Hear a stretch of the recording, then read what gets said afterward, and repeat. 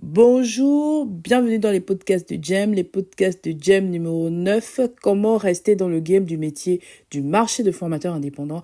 Alors ici, on va parler du marché parce que on se positionne sur le marché de formateur indépendant. De manière générale, quand on décide de se lancer en indépendant, peu importe le domaine, il faut oser.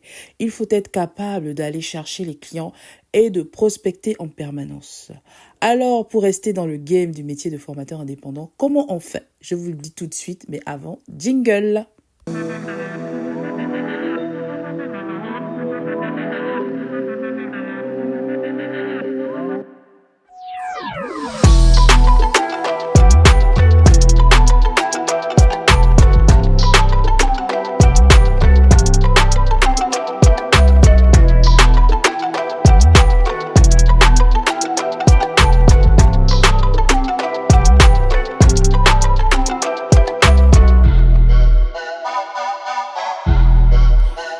Alors, le métier de formateur indépendant, comment dire?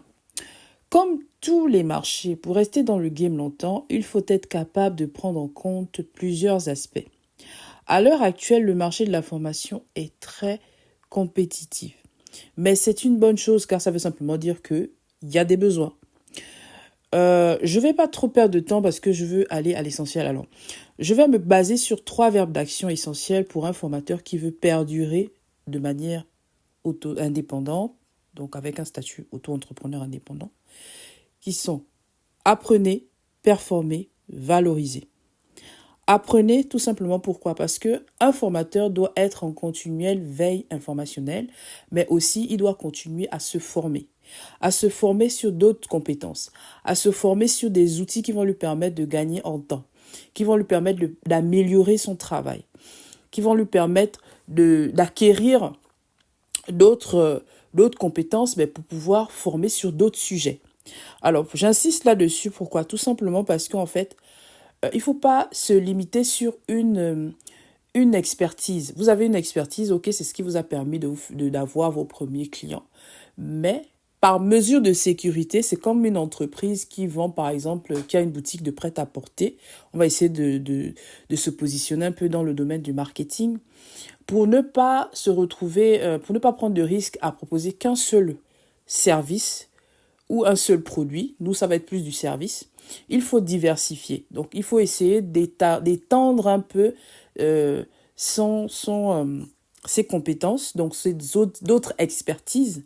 Donc, se former et former sur d'autres expertises pour ne pas se retrouver en perte de mission ou bien si un client vous lâche ou ne veut plus collaborer avec vous, vous aurez la possibilité de toujours proposer et avoir d'autres sujets à proposer. Voilà, il faut toujours avoir comme on dit, des armes, on ne sait jamais. Ça, c'est la première chose, c'est la raison pour laquelle il faut apprendre en permanence et être en continuelle veille intellectuelle. Ensuite, performer. Performer, c'est simplement faire toujours tout pour être bon, meilleur, améliorer ses compétences, toujours faire mieux, toujours chercher à faire mieux, toujours être plus efficace, plus rapide, peut-être avoir les meilleurs outils, avoir gagné en temps sur certaines tâches en fait qui sont récurrentes qu'on peut automatiser par exemple, ce genre de choses.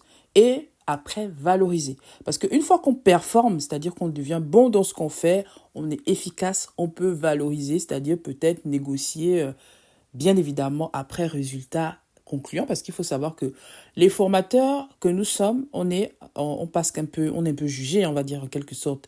On passe au tribunal via nos clients, parce que quand tu es formateur, on attend quand même des résultats.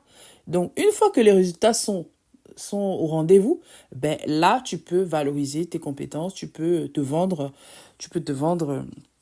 Il y a cette façon de se vendre, c'est-à-dire qu'une fois qu'on a réalisé des chiffres qui sont positifs et que le client est satisfait, on peut négocier l'augmentation de ses tarifs, c'est-à-dire valoriser son expertise, valoriser ses compétences. Et il y a aussi au fil des années, les années en fait qui vont faire en sorte que voilà, moi ça fait tant d'années que j'exerce dans ce métier, je vous valorisez un peu votre expertise. Et on peut valoriser aussi par niveau. Par exemple, les tarifs de niveau bac à BTS ne sont pas les mêmes tarifs, par exemple, que les licences, les, les masters, ainsi de suite, ainsi de suite. Ou bien quand vous facturez pour les entreprises, c'est pas la même chose.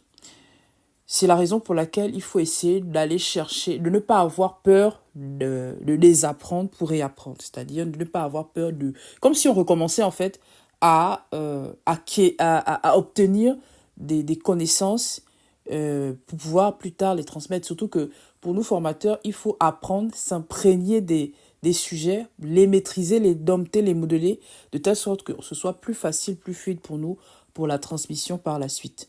Voilà, voilà en fait le sujet que je voulais aborder aujourd'hui. C'est ce métier de formateur qui n'est pas toujours évident.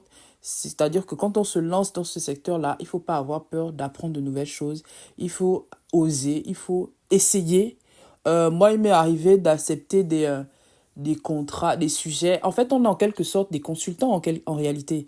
Moi, j'ai cette facilité à des fois accepter des missions de clients parce que j'ai été formatée dans des cabinets de conseil. En général, souvent dans des cabinets de conseil, des fois, on ne maîtrise pas le sujet, tu apprends sur le tas, tu t'imprègnes du truc et après, voilà, tu performes rapidement et voilà, tu te lances.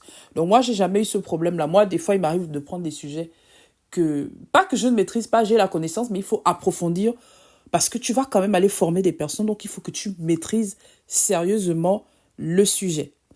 Donc voilà un peu ce dont je voulais aborder, ce dont je voulais parler sur ce podcast, que voilà, le métier de formateur, il faut être quelqu'un qui ose, il faut apprendre en permanence, il faut performer et ensuite à la fin valoriser son expertise. C'était les podcasts de Jem, je vous dis à la prochaine et à très bientôt.